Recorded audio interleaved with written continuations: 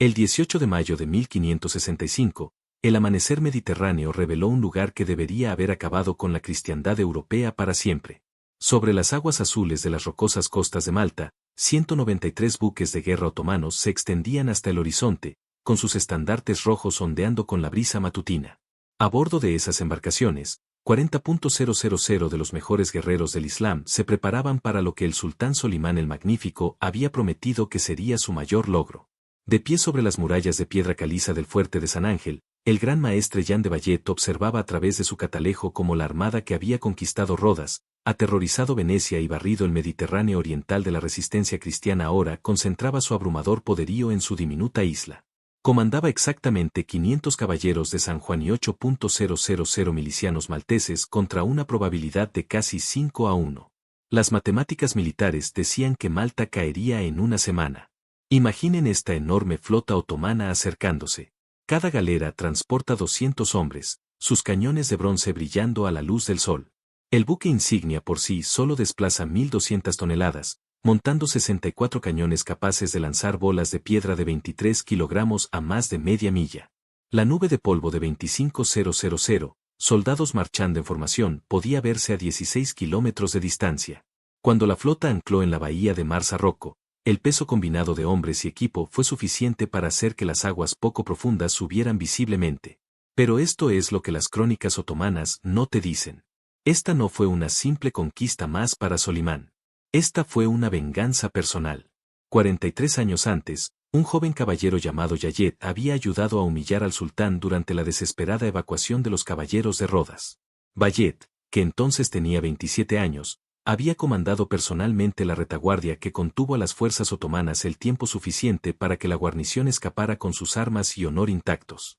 Solimán, con apenas 28 años y deseoso de demostrar su valía para suceder a su padre, se vio obligado a conceder a los caballeros un salvoconducto tras meses de asedio. El recuerdo de aquellos desafiantes estandartes cristianos que se alejaban de su isla conquistada alimentó la mente del sultán durante 4 décadas de triunfo.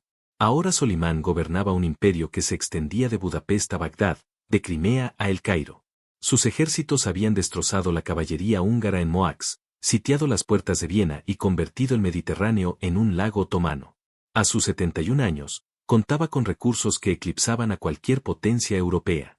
El tren de asedio que se acercaba a Malta incluía 64 cañones de bronce, cada uno de los cuales requería 12 bueyes para su desplazamiento, capaces de disparar 6.000 proyectiles al día. Tras la pericia naval del almirante Pali Pasha se alzaba el general Mustafa Pasha, veterano de una docena de asedios exitosos, al mando de 15.000 genízaros de élite que jamás habían conocido la derrota.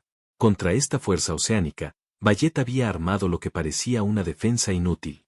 La posición estratégica de Malta la convertía en el corcho de la botella del Mediterráneo. Controlando la isla, las flotas otomanas podrían atacar Sicilia, Nápoles e incluso la propia Roma. Los caballeros comprendían las matemáticas de la desesperación. Su tesoro contenía suficiente plata para contratar quizás a 2.000 mercenarios durante 3 meses. El suelo calizo de la isla apenas sustentaba a 20.000 habitantes, produciendo grano insuficiente para alimentar a los defensores durante un largo asedio. El agua provenía de sistemas de agua de lluvia que podían contaminarse por la acción enemiga. Sin embargo, cuando los barcos de desembarco otomanos llegaron a las playas del sur de Malta el 19 de mayo, algo imposible comenzó a suceder. Vallet había pasado 43 años transformando esta roca estéril en la trampa fortaleza más mortífera de Europa. Los otomanos esperaban otra Rodas, un asedio rápido seguido de una rendición negociada. En cambio, se encontraron frente a un enemigo que había estudiado cada detalle de sus tácticas, anticipado cada movimiento y preparado sorpresas que costarían al imperio de Solimán mucho más de lo que valía una pequeña isla. La pregunta no era si Malta caería. La pregunta era cuántos de los mejores guerreros del Islam morirían al descubrir que algunas recompensas conllevan precios demasiado terribles para pagar. La fuerza de desembarco otomana golpeó la costa sur de Malta como una lanza con punta de bronce clavada en la piedra caliza. Al amanecer del 20 de mayo, Mustafa Pachá había establecido su cabeza de playa en la bahía de Marsko con precisión quirúrgica, desplegando a 8.000 genízaros en perfecta formación mientras los zapadores empezaban a arrastrar los enormes cañones de asedio tierra adentro. Los caballeros que observaban desde las murallas de Burgu contaron 64 cañones de bronce, cada uno de 3 toneladas, que requerían equipos de 40 hombres para posicionarse. Lo que debería haber sido un asalto anfibio caótico se había convertido en una demostración magistral de la eficiencia militar otomana. Bayet se encontraba en las murallas del fuerte de San Ángel, con sus curtidas manos aferradas a las almenas de piedra caliza mientras estudiaba el despliegue enemigo a través de su catalejo de latón. A sus 70 años, el gran maestro había presenciado más asedios que cualquier comandante vivo, pero la metódica precisión de la aproximación de Mustafa le heló la sangre. El general otomano establecía sistemáticamente posiciones de artillería que le permitirían bombardear las 3 fortalezas cristianas simultáneamente. Burgu, Sanga y la pequeña fortaleza de San Telmo formaban un triángulo alrededor del gran puerto, el fondeadero natural de Malta, donde las pocas galeras que quedaban de los caballeros yacían amarradas como pájaros atrapados. Entonces llegó la decisión que atormentaría a los historiadores militares durante siglos. En lugar de concentrar su abrumadora potencia de fuego en Biru, la principal fortaleza de los caballeros, Mustafa decidió empezar por San Telmo. El diminuto fuerte en forma de estrella dominaba la entrada al gran puerto con sus 8 cañones y una guarnición de exactamente 120 hombres al mando del capitán Luis de Miranda. La doctrina militar otomana exigía asegurar los flancos antes de avanzar. Y dado que la posición de San Telmo amenazaba a cualquier barco que intentara entrar en el puerto, lo que parecía un pensamiento táctico sensato era en realidad el primer eslabón de una cadena que estrangularía la maquinaria bélica otomana. Esto es lo que los oficiales del Estado Mayor de Mustafa no podían saber sobre el genio defensivo de Bayet. San Telmo no estaba destinado a ser defendido indefinidamente. Los bastiones angulares del fuerte y sus campos de tiro cuidadosamente calculados se habían diseñado como un campo de batalla, un lugar donde las tropas de asalto otomanas morirían en tal cantidad que el asedio se volvería económicamente insostenible. Cada piedra se había colocado para canalizar a las fuerzas atacantes hacia zonas de fuego cruzado entrelazadas. Las rutas de acceso obligaban al enemigo a avanzar cuesta arriba a lo largo de 200 yardas de terreno abierto, barrido por la artillería desde 3 direcciones. Para el 24 de mayo, el tren de asedio otomano había completado su crescendo mortal. 64 cañones abrieron fuego simultáneamente al amanecer, sus voces de bronce resonando por el Mediterráneo como un trueno atrapado en un cuenco de piedra. La precisión matemática era asombrosa. Cada cañón podía disparar 12 rondas por hora, lo que significa que 768 bolas de piedra de 23 kilogramos cada una se estrellaban contra las murallas de San Telmo cada 60 minutos. Las fortificaciones de piedra caliza, de 4,5 metros de espesor en su base, comenzaron a agrietarse y desmoronarse bajo impactos que golpeaban con la fuerza de la artillería moderna. Los 120 defensores del capitán Miranda se agazaparon en las ruinas humeantes mientras los fragmentos de piedra llenaban el aire como nieve mortal. El asalto sensorial fue abrumador. El estruendo de las balas de cañón al impactar contra la piedra, los gritos de los hombres heridos, el humo acre que convertía el mediodía en crepúsculo. Sin embargo, el diseño angular del fuerte funcionaba exactamente como Bayet había planeado. Las balas de cañón que habrían atravesado las tradicionales torres redondas impactaron en los bastiones angulares y se desviaron sin causar daño al puerto. Lo que debería haber sido un bombardeo de 3 días se extendía a su segunda semana. Pero entonces todo cambió. Cuando los cañones se silenciaron en junio, las trompetas otomanas anunciaron el avance. 8.000 genízaros emergieron de sus trincheras en perfecta formación, con sus gorras de fieltro blanco meciéndose como un mar mortífero mientras avanzaban hacia las murallas destrozadas de San Telmo. No eran soldados comunes. Cada genízaro había entrenado durante 15 años en el arte de las armas, la guerra de asedio y la obediencia absoluta a las órdenes. Habían asaltado las murallas de Belgrado, Constantinopla y Rodas. Un puñado de caballeros tras las desmoronadas barreras de piedra debería haber durado minutos. La primera oleada de asalto golpeó la brecha de San Telmo como un tsunami humano. Lo que sucedió a continuación desafió todos los principios de la guerra de asedio que Mustafa había aprendido en 30 años de conquista. En lugar de abrumar a la pequeña guarnición con su número, los genízaros se vieron envueltos en una pesadilla de virotes y fuego griego que convirtió su disciplinado avance en un osario. Al atardecer, 400 soldados de élite otomanos yacían muertos entre los escombros por la pérdida de exactamente 12 caballeros. La matemática del desgaste se había invertido repentina e imposiblemente. El asedio de San Telmo entró en su tercera semana con la precisión matemática de un reloj de la muerte. Cada amanecer traía el mismo ritual. Los cañones otomanos tronaban durante exactamente 4 horas, reduciendo la piedra caliza a polvo. Cada tarde traían nuevas oleadas de jenízaros que se estrellaban contra las murallas menguantes como las olas del océano contra un acantilado desmoronado. Para el 10 de junio, los 120 defensores originales del capitán Miranda se habían reducido a 80 combatientes efectivos. Sin embargo, el pequeño fuerte aún ondeaba su estandarte blanco con la cruz de 8 puntas de los caballeros de San Juan. Mustafa Pachá permanecía en su tienda de mando, estudiando informes de bajas que carecían de sentido matemático. Su personal había calculado que San Telmo debería haber caído en un máximo de 5 días. La realidad, que se reflejaba en el pergamino manchado de sangre, contaba una historia diferente: 3.000 muertos otomanos contra 40 bajas de caballeros. A este tipo de cambio, tomar las principales fortalezas de Burgu y Sanga le costaría todo su ejército. El general que había conquistado Belgrado y Damasco se vio atrapado en una pesadilla aritmética de su propia creación. Aquí es donde la leyenda se encuentra con la brutal realidad. Cada noche, mientras los centinelas otomanos vigilaban las murallas de San Telmo, figuras oscuras se movían por el gran puerto como espíritus del agua. Los caballeros cruzaban a nado el canal de 400 yardas entre Burgu y San Telmo, llevando munición fresca y refuerzos a la guarnición condenada. Los voluntarios sabían que nadaban hacia una muerte segura. Sin embargo, llegaron de todos modos. Fra Roberto de Ebley realizó la travesía 7 veces, cada viaje cargado con fuego griego y virotes de ballesta. En su 8º intento, los arcabuceros turcos dieron en el blanco.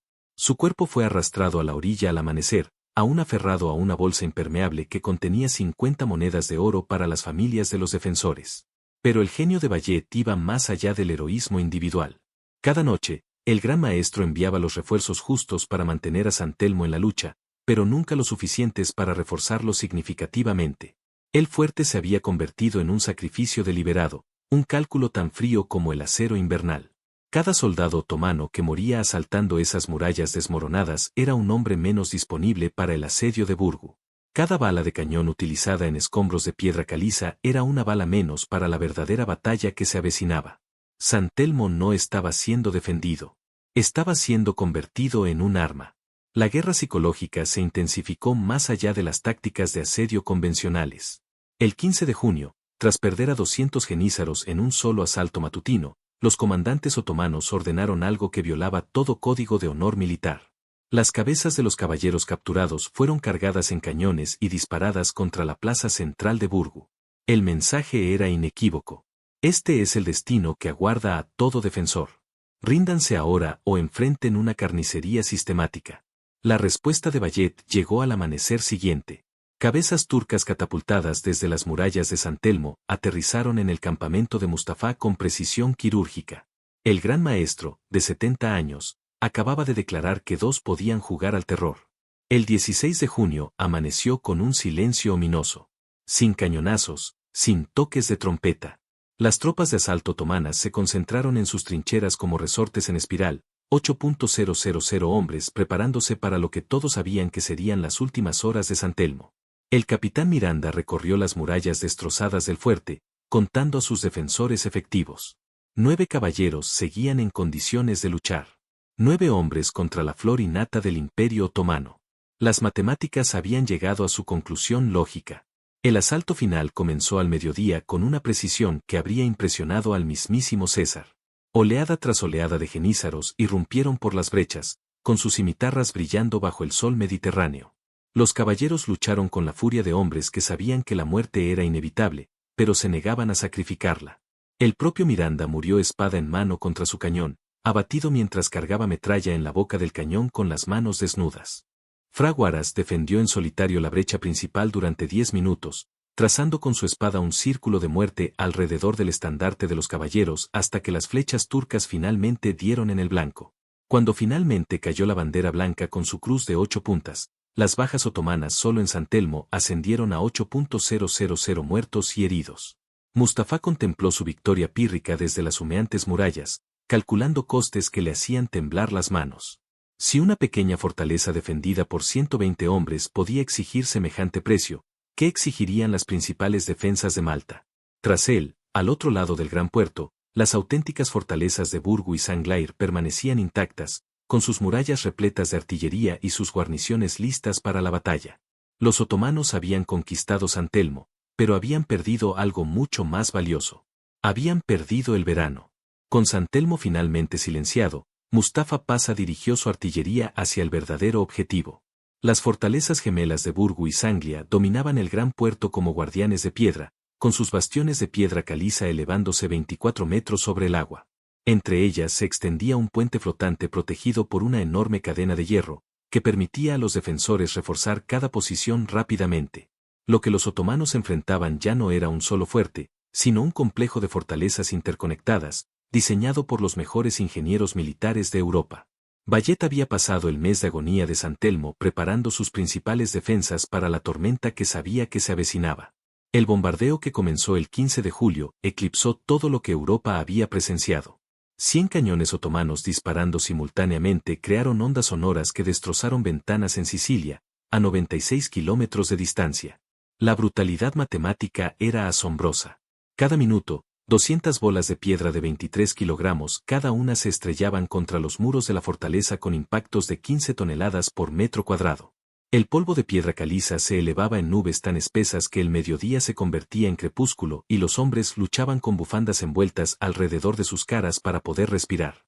Pero esto es lo que distinguió a Malta de cualquier otro asedio en la historia otomana. Los caballeros no solo soportaban el bombardeo, contraatacaban con innovaciones que revolucionarían la guerra en fortalezas. Las plataformas móviles de cañones permitían a los defensores mover su artillería entre bastiones a medida que las secciones se veían sometidas al fuego concentrado. Los túneles subterráneos conectaban cada posición defensiva principal, lo que facilitaba el rápido redespliegue de las reservas. Y lo más importante, Bayet había distribuido la autoridad de mando entre sus caballeros, asegurando que la pérdida de una sola posición no derrumbara toda la defensa. Augusto II llegó con un silencio ominoso que obligó a los guerreros veteranos a revisar sus armas 2 veces. Al amanecer, las banderas de señales otomanas ondearon desde el puesto de mando de Mustafa, coordinando el mayor asalto del asedio. 15.000 hombres atacarían simultáneamente desde 3 direcciones. 5.000 genízaros asaltarían las murallas terrestres de Burgu, mientras que otros 5.000 atacarían Sanga desde el sur. Mientras tanto, 5.000 marines turcos asaltarían el puente flotante desde galeras, intentando cortar la conexión entre las fortalezas. Las matemáticas eran abrumadoras. Incluso si los caballeros luchaban con una destreza sobrehumana, se enfrentaban a una desventaja de 25-1. El ataque comenzó a las 6 de la mañana con una precisión que habría impresionado a Alejandro Magno. Las trompetas otomanas resonaron por el puerto mientras las columnas de asalto avanzaban en perfecta formación, sus cimitarras reflejando el sol de la mañana como miles de espejos mortales. El sonido era sobrecogedor, 20.000 pies marchando al unísono, el choque del acero contra la piedra al impactar las escaleras contra las murallas, el rugido de los defensores gritando órdenes en 6 idiomas diferentes. Esto no era solo una batalla. Era un caos controlado que involucraba a más hombres de los que la mayoría de las ciudades europeas podían contener. Entonces todo se aceleró más allá de la comprensión humana. Los genízaros llegaron a las murallas de Burgu y comenzaron a escalar escaleras mientras sus camaradas vertían fuego griego en la brecha creada por semanas de bombardeo. Los marines turcos invadieron las galeras del puente, sus hachas de abordaje chispeando contra el acero de los caballeros en un combate cuerpo a cuerpo que no dejaba espacio para la retirada. Al mismo tiempo, las tropas de asalto atacaron el bastión sur de Sanga. Sus gritos de guerra resonaron en los muros de piedra caliza mientras los defensores vertían aceite hirviendo desde las murallas de arriba. Lo que sucedió a continuación desafió la lógica militar. Jean de Bayet, de 70 años y supuestamente demasiado frágil para el combate, apareció personalmente en la brecha más amenazada de Burgu. El gran maestro luchó con una espada a 2 manos, con su cabello blanco ondeando al viento mientras aniquilaba a genízaros que nunca imaginaron enfrentarse al comandante supremo de su enemigo en combate singular. Su aparición electrizó la defensa. Los caballeros que se habían estado retirando repentinamente avanzaron. La milicia maltesa, que había estado vacilando, recogió las armas caídas y se reincorporó al combate. La situación cambió en 17 minutos. Las tropas de asalto otomanas, esperando enfrentarse defensores desmoralizados, encontraron en cambio una resistencia que se hizo más fuerte bajo presión. El puente flotante resistió a pesar de perder a la mitad de sus defensores. Las murallas de Sanga permanecieron intactas a pesar del bombardeo concentrado. Lo más increíble es que la brecha de Burgu se convirtió en un campo de batalla donde la élite turca murió más rápido de lo que los refuerzos podían reemplazarla. Al mediodía, 3.000 muertos otomanos cubrían los accesos a las fortalezas, mientras que las bajas de caballeros eran menos de 200. Pero la verdadera sorpresa llegó cuando Mustafa contabilizó sus pérdidas esa noche. El asalto le había costado el 15% de todo su ejército en 6 horas. A este ritmo, tomar Malta requeriría pérdidas que paralizarían el poder militar otomano durante una generación. De pie en su tienda, rodeado de informes de bajas, el general que había conquistado media Europa hizo un cálculo que resonaría a lo largo de la historia. Podía tomar Malta, pero el precio sería destruir el imperio al que la victoria debía servir. La pregunta ya no era si las fortalezas caerían. La pregunta era si el ejército de Solimán sobreviviría tras tomarlas. Cuando el sol del 8 de septiembre alcanzó su cenit, lo imposible se hizo realidad. La flota de socorro de don García de Toledo se extendía por el horizonte norte como una constelación de salvación. 28 galeras transportaban 8.000 tropas españolas e italianas de refresco hacia las humeantes costas de Malta. Desde las murallas de Burgu, Yayet observaba a través de su catalejo de latón cómo el ejército otomano, que había aterrorizado a Europa durante 4 meses, iniciaba sus frenéticos preparativos finales. Mustafa Pachá se enfrentaba al escenario de pesadilla que lo había atormentado desde la caída de San Telmo. Su ejército de asedio, reducido a 25.000 hombres exhaustos tras meses de desgaste, se encontraba ahora atrapado entre el yunque de las fortalezas de Malta y el martillo del acero español que se acercaba desde el mar. El momento era increíblemente perfecto, como coreografiado por la divina providencia. Los barcos de desembarco de don García llegaron a las playas de la bahía de Meliay justo cuando Bayet ordenó su última apuesta. Las puertas de las fortalezas de Burgu y Sanga se abrieron simultáneamente, dejando salir a 600 caballeros y 3.000 milicianos malteses que habían sobrevivido al asedio más largo de la historia del Mediterráneo. No eran tropas de refresco que se lanzaban a la batalla. Eran veteranos con cicatrices que habían soportado 15 semanas de bombardeo diario, hombres en cuya mirada se reflejaba la mirada vacía de quienes habían presenciado el infierno y sobrevivido para contarlo. Lo que siguió desafió todos los principios de la ciencia militar que Mustafa había aprendido en 3 décadas de conquista. Su ejército, posicionado para asaltar las fortalezas desde accesos terrestres, se enfrentó repentinamente a un ataque desde 2 direcciones simultáneas. La caballería española, 500 caballeros montados liderados por el propio don García, arremetió contra las líneas de asedio otomanas como una avalancha de acero mientras los defensores de la fortaleza atacaban por la retaguardia. El impacto psicológico fue devastador. Los genízaros, que habían pasado meses contemplando las murallas de Malta, se encontraron de repente luchando por sus vidas contra un enemigo que creían vencido. El colapso fue total y catastrófico. En 60 minutos de combate, el ejército de asedio otomano que había conquistado Belgrado, Damasco y Rodas se desintegró en una turba que huía. Las matemáticas de la derrota fueron despiadadas. 3.000 turcos muertos cubrían el terreno entre las playas del desembarco y las murallas de la fortaleza, mientras que las bajas cristianas fueron menos de 200. Compañías enteras de genízaros, la élite del poder militar islámico, murieron en sus puestos antes que afrontar la vergüenza de la retirada. Sus gorros de fieltro blanco salpicaban el campo de batalla como nieve caída, cada uno marcando a un guerrero que se había entrenado durante 15 años para este momento de desastre. Esto es lo que las crónicas otomanas intentaron ocultar sobre aquellas últimas horas. La retirada se convirtió en una huida precipitada que abandonó equipo militar con un valor superior a los ingresos anuales de la mayoría de los reinos europeos. 64 cañones de bronce, cada uno representando meses de hábil artesanía, yacían abandonados en sus emplazamientos. Decenas de miles de balas de cañón de piedra, cortadas y moldeadas por maestros albañiles, se convirtieron en escombros esparcidos por las llanuras calizas de Malta.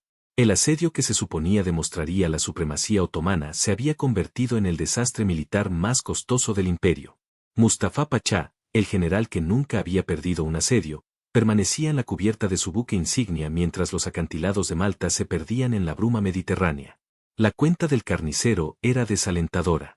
De los 40.000 hombres que habían zarpado de Constantinopla en mayo, apenas 15.000 seguían en activo para futuras campañas.